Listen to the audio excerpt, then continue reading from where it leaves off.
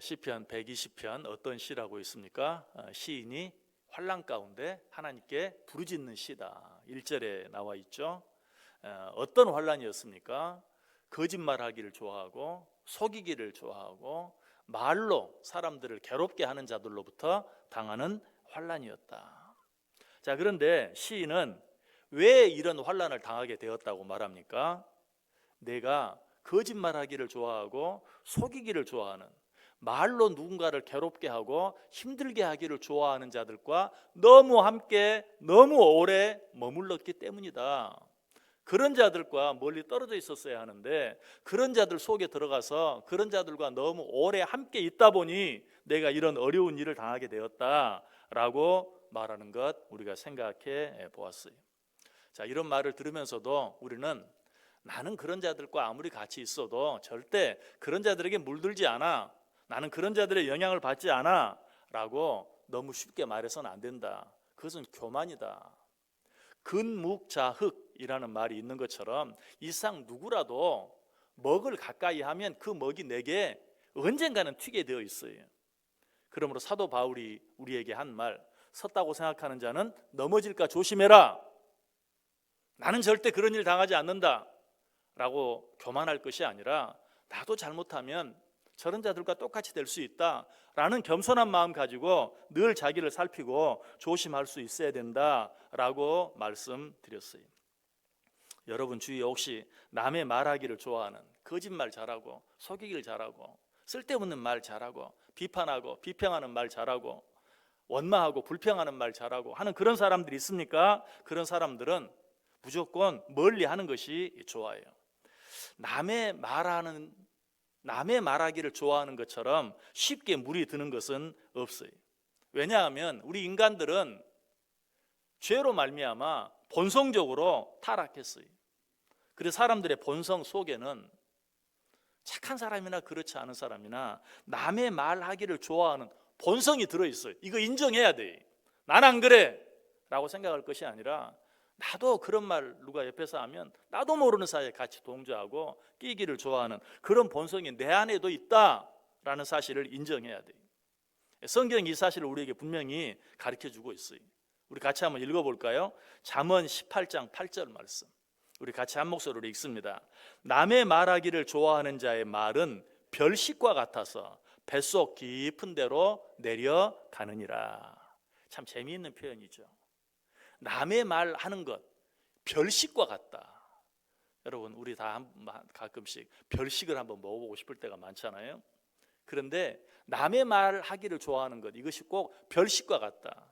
그래서 나도 모르는 사이에 거기 끌려 들어가게 되어 있어요. 우리는 이 사실을 인정하면서 늘 이런 일들, 이런 자리, 이런 사람들 피할 수 있어야 된다. 여러분 주위에 혹시 매사에 비판적인 사람이 있습니까? 그런 사람과 지나치게 가까이 하는 것 좋지 않아요. 여러분 주위에 혹시 항상 불만, 불평에 가득 차 있는 사람이 있습니까? 그런 사람과 너무 오래 함께 있는 것도 좋지 않아요. 위험해요. 특별히 믿음이 없는 사람과 가까이 지내는 것, 그런 사람과 오랫동안 함께 지내는 것은 아주 좋지 않아요. 물론 그렇다고 믿음이 없는 사람은 절대 상종하지 말아라, 그런 자들 옆에는 가지도 말아라, 그런 말은 절대 아니에요. 하나님께서는 그들도 우리에게 맡기셨고 우리에게 부탁하셨어요. 그러나 우리가 그들과 함께 있는 유일한 목적은 그들과 함께 즐기기 위해서가 아니, 그들에게 복음을 전하는 것이어야 하고 그들에게 우리가 하나님의 자녀로서 모범을 보이기 위한 것이, 다른 말로 하면 세상의 빛과 소금의 역할을 감당하기 위해서만 그들과 함께 있어야 한다. 자, 그런데 내가 그 사람에게 영향을 주는 것이 아니라 반대로 그 사람에게 내가 영향을 받는다면 어떻게 해야 돼요? 우리는 그 사람과 함께 하면 안 돼요. 우리는 믿지 않는 사람들과도 함께 하면서 그들에게 복음을 전하고 그들에게 선한 영향력을 끼쳐야 하는데 내가 영향력을 미치는 것이 아니라 그 사람이 영향을 받는다면 우리는 그 사람과의 관계를 끊어야 된다. 특별히 믿지 않는 사람과의 교제를 위해서 우리가 꼭 기억해야 될 것이 있어요. 그것은 내가 그리스도 안에서 한 형제 자매된 믿음의 사람들과 교제하는 시간이 더 많은가, 믿음이 없는 사람과 교제하는 시간이 더 많은가 하는 것을 꼭 생각해 봐야 돼요. 계산해 봐야 돼요. 믿는 사람과 교제하는 시간보다 믿지 않는 사람과 교제하는 시간이 더 많으면 그것은 내 믿음을 항상 조금씩 빼앗기는 것이, 내가 믿음에 늘 손해를 보는 것이, 이것은 아주 중요해요. 우리 가운데 믿음을 가진 자보다 믿음을 갖지 않은 자들과 더 많은 시간을 보내면서 내 믿음을 잘 유지한다는 것은 불가능해요. 그런 사람은 자기도 알지 못하는 사이에 늘 믿음을 깎아먹고 믿음의 손해를 보게 되어 있어요. 이렇게 생각하면 딱 맞아요.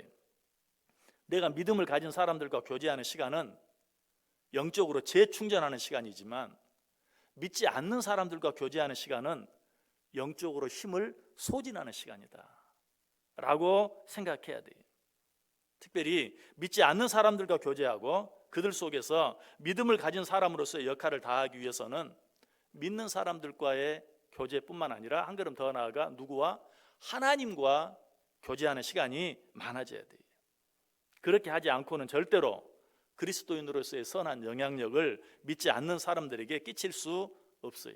그런 삶은 자신을 지치게 만드는, 자신의 영혼을 지치게 만드는, 자신의 믿음이 손해나게 만드는 그런 삶을 살 수밖에 없어요. 오늘 시인이 그 사실을 느낀 거예요. 비로소 깨달았어요. 그는 자이든 타이든 하나님과 교제할 수 있는 시간을 빼앗겼어요. 그리고 성도들과 교제할 수 있는 시간도 빼앗겼어요. 어떤 이유에서든 거짓된 입술과 속이는 혀를 가진 사람들과 함께 있는 시간이 많아졌어요. 그러는 중에 그는 어떻게 되었습니까? 영적으로 고갈되어 가고 탈진해 갔어요. 그는 자신의 이런 모습을 보면서 지금 뭐라고 고백하고 있어요? 메색에 머물며 계달의 장막 중에 머무는 것이 내게 화로다. 내가 화평을 미워하는 자들과 함께 오래 거주하였도다. 간단히 말하면 내가 함께 있어서는 안 될 자들과 함께 있었구나. 내가 그들과 함께 오래 있어서는 안 되는데 너무 오래 있었구나 라고 고백하고 있어요. 자, 이렇게 고백한 시인은 지금 어떻게 하고 있습니까? 시편 120편 표제가 무엇입니까? 성전으로 올라가는 노래. 이 사실을 깨닫고 지금 시인은 어떻게 하고 있어요? 성전으로 올라가고 있어요. 여러분, 이것이 중요합니다. 우리는 지금 이런 시간이 필요해요. 어제 아침에도 말씀드렸듯이 세상의 모든 공격으로부터 피할 수 있는 길은 오직 하나님께로 나아가는 것뿐이에요. 하나님만이 우리를 모든 거짓된 입술과 속이는 혀로부터 지켜주실 수 있고 사람의 간사한 꾀와 모든 말의 다툼으로부터 우리를 숨겨주실 수 있는 것이, 주위 어떤 사람으로 인해서 힘들고 어려운 어떤 일로 인해서 어떤 시련과 환난을 당하고 있습니까? 어디로 올라가야 돼요? 그 시간이 바로 성전으로 올라가야 할 시간이, 하나님과 함께 해야 할 시간이. 우리들이 지금 거짓된 입술과 괴사한 혀로 인해서 고통을 당하고 있다면 그 이유는 내가 하나님께로 피하지 않았기 때문이. 늦었다고 생각할 때가 가장 빠를 수도 있어요. 우리는 그 사실을 깨닫는 순간 누구에게로? 하나님께로 나아갈 수 있어야 돼. 성전을 향해 올라갈 수 있어야 돼. 하나님께로 피할 수 있어야 돼. 기도의 골방으로 들어갈 수 있어야 돼. 하나님의 말씀에 창념할 수 있어야 돼. 어떤 방법으로든 하나님을 가까이 할 수 있어야 돼. 그래서 시편 1편에서 시인은 복 있는 사람에 대해 말하면서 첫 번째로 뭐라고 말했죠? 악인의 꾀를 좇지 아니하며 죄인의 길에 서지 아니하며 오만한 자의 자리에 앉지 않는 것이 복 있는 자의 모습이다. 여러분, 이 말은 무슨 말이에요? 하나님께 피하는 것, 그것이 복 있는 자이다. 자, 그렇게 시인이 말한 후에 시편 1편에서 2절에서는 계속해서 뭐라고 말하고 있습니까?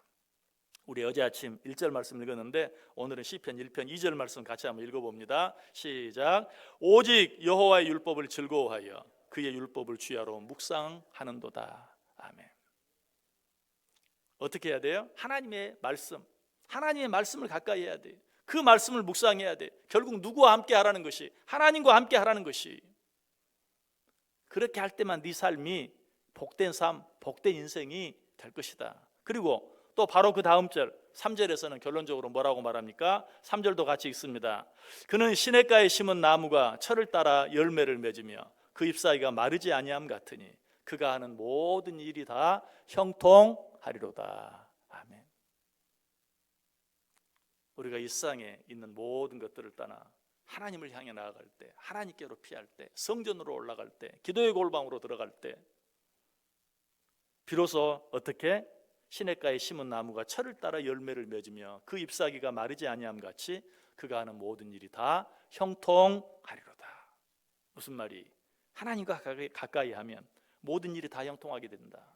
나무가 시냇가에 심기어지기만 하면 시절을 쫓아 과실을 맺는 것처럼 우리가 하나님 곁으로 나아가기만 하면, 하나님께 붙어있기만 하면 우리의 모든 삶이 다 형통하게 된다. 그의 삶이 복 있는 삶이 된다라고 말하고 있어요. 오늘 하루 어떻게 살기를 원하십니까? 세상에 거하는 시간보다 하나님의 전에 거하는 시간이 더 많은 삶 살 수 있기를 바랍니다. 믿지 않는 사람과 거하는 시간보다 믿는 사람과 교제하는 시간이 더 많아질 수 있어야 돼요. 믿는 사람 가운데서도 부정적인 영향을 끼치는 사람보다는 늘 긍정적인 영향을 끼치는 사람, 원망하고 불평하는 말을 많이 하는 사람보다는 기뻐하고 감사하고 찬송하는 말을 많이 하는 사람, 그런 사람과 함께 할 수 있어야 돼요. 무엇보다도 여러분이 오늘 이 하루를 하나님의 전에서 하나님의 말씀을 들으며 기도하고 찬송하며 시작한 것처럼 오늘 하루의 삶 속에서도 기회 있을 때마다 하나님과 함께 교제하는 시간을 만들어 갈 수 있어야 돼요.